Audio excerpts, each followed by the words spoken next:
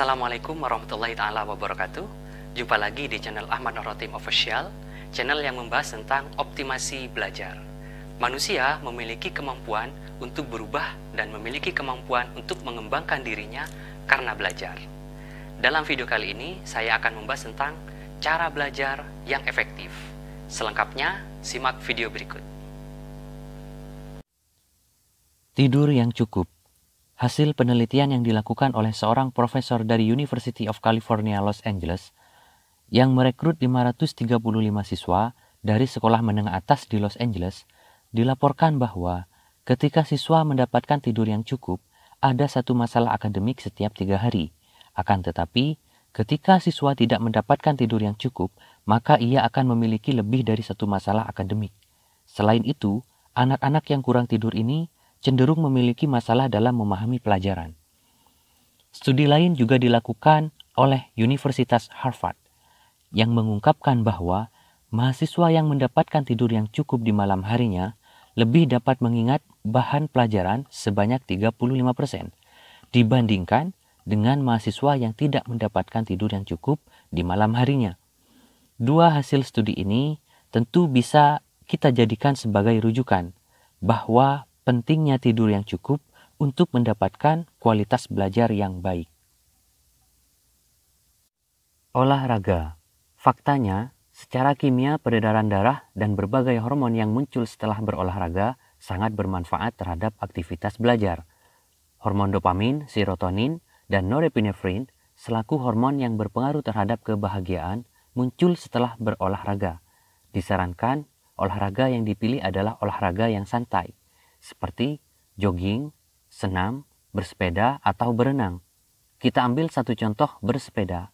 Dalam sebuah penelitian pada tahun 2013 mengungkapkan bahwa laki-laki yang bersepeda selama 15-30 menit memiliki kemampuan kognitif dan ingatan yang lebih tajam dibandingkan dengan yang tidak bersepeda. Dengan demikian, olahraga harus kita perhatikan agar aktivitas belajar yang kita lakukan bisa lebih optimal. Spaced repetition atau pengulangan berkala. Para ilmuwan neuroscience telah membuktikan bahwa titik temu antara terminal salah satu neuron dengan neuron lain yang membuat kita mengingat dan memahami banyak hal. Dengan demikian, belajarlah sebentar namun sering. Belajar 15 menit setiap hari dalam 1 minggu. Maka kemajuan yang signifikan akan kamu rasakan. Menemukan gaya belajar diri. Ada 3 gaya belajar yang umum. Yang pertama, auditory, yaitu gaya belajar yang menekankan pada pendengaran, yang pada intinya seseorang akan jauh lebih mudah dalam memahami suatu materi dengan cara mendengarkan.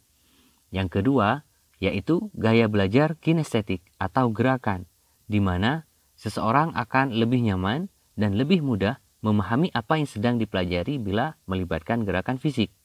Yang ketiga, yaitu gaya belajar visual atau penglihatan.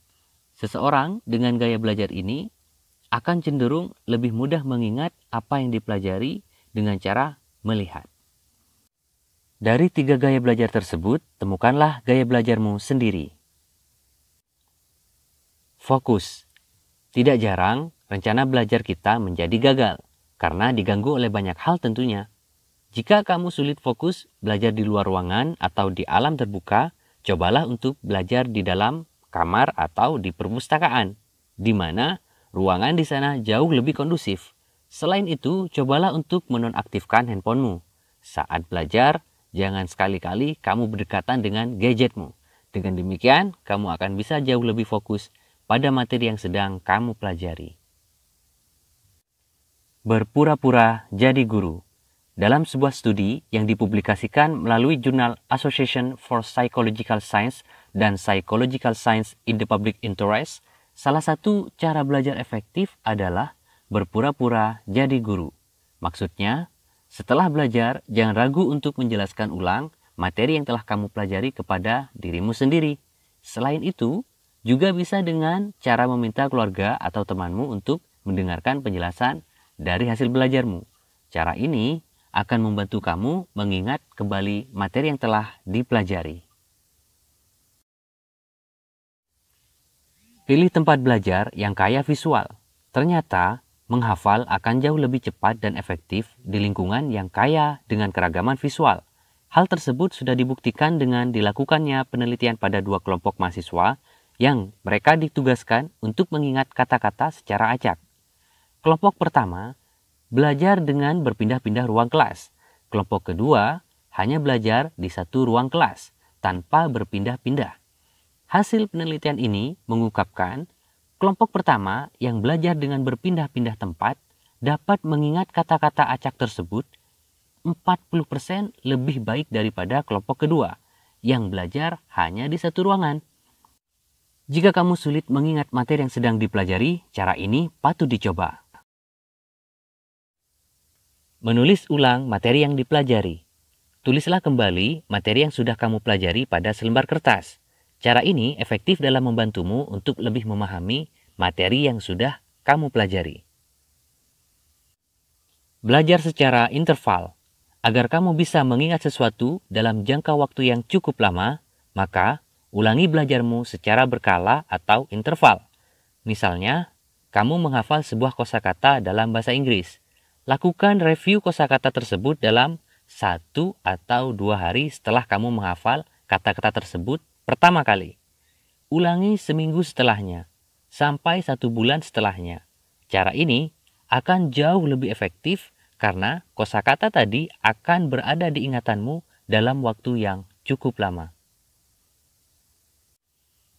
Buatlah tes untuk diri. Setelah kamu belajar, sempatkanlah untuk melakukan tes untuk dirimu sendiri secara cepat. Namun, perlu diingat, tes yang dimaksud di sini bukan tes yang sulit dan lama. Hanya tes praktis yang sekiranya bisa mewakili materi yang sudah kamu pelajari. Itulah beberapa cara belajar yang efektif yang bisa kamu coba. Semoga bermanfaat. Sampai jumpa di video-video selanjutnya. Jangan lupa like dan subscribe.